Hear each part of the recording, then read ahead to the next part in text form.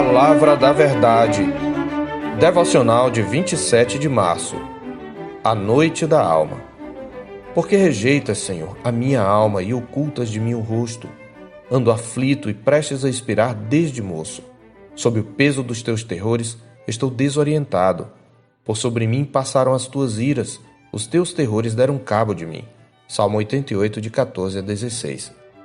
Já aprendemos com Davi no Salmo 30, verso 5, que para aquele que confia em Deus, o choro pode durar uma noite, mas a alegria sempre vem pela manhã. No entanto, aqueles que já são experimentados nas provações sabem que algumas noites costumam ser mais longas do que outras.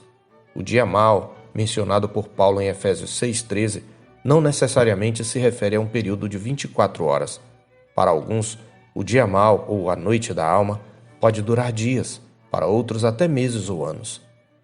Este último caso ocorre especialmente em tempos de crise e calamidade nacional ou mundial.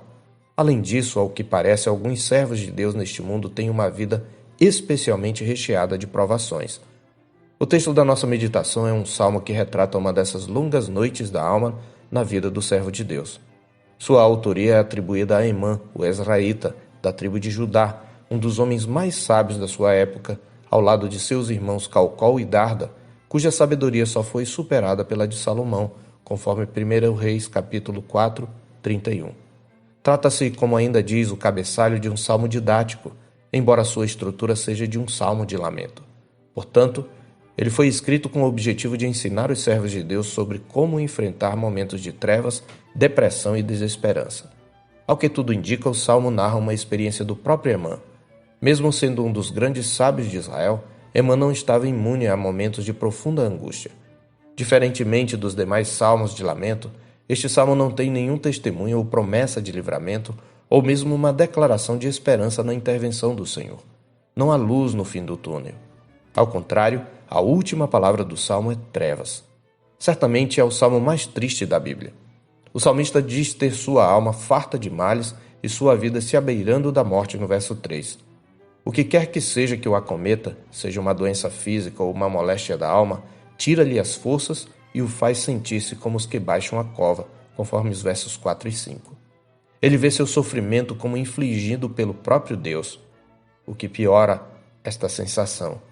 Puseste-me na mais profunda cova, nos lugares tenebrosos, nos abismos. Sobre mim pesa a tua ira, tu me abates com todas as tuas ondas. Apartaste de mim os meus conhecidos e me fizeste objeto de abominação para com eles. Estou preso e não vejo como sair, diz ele nos versos 6 a 8. Embora se sinta o objeto da ira divina, diferentemente de Davi no Salmo 30, ele não tem ideia do porquê daquela calamidade, e sua tribulação não parecia breve. Tudo indica que ele sofria desde a infância ou juventude. Ele diz no verso 15a, ando aflito e prestes a expirar desde moço. O fato mais doloroso é que Deus se mantém em silêncio, de tal maneira que ele se sente rejeitado, conforme interpela no verso 14. Por que rejeitas, Senhor, a minha alma e ocultas de mim o rosto? A pergunta que deveríamos nos fazer é, o que eu faria se estivesse nessa situação?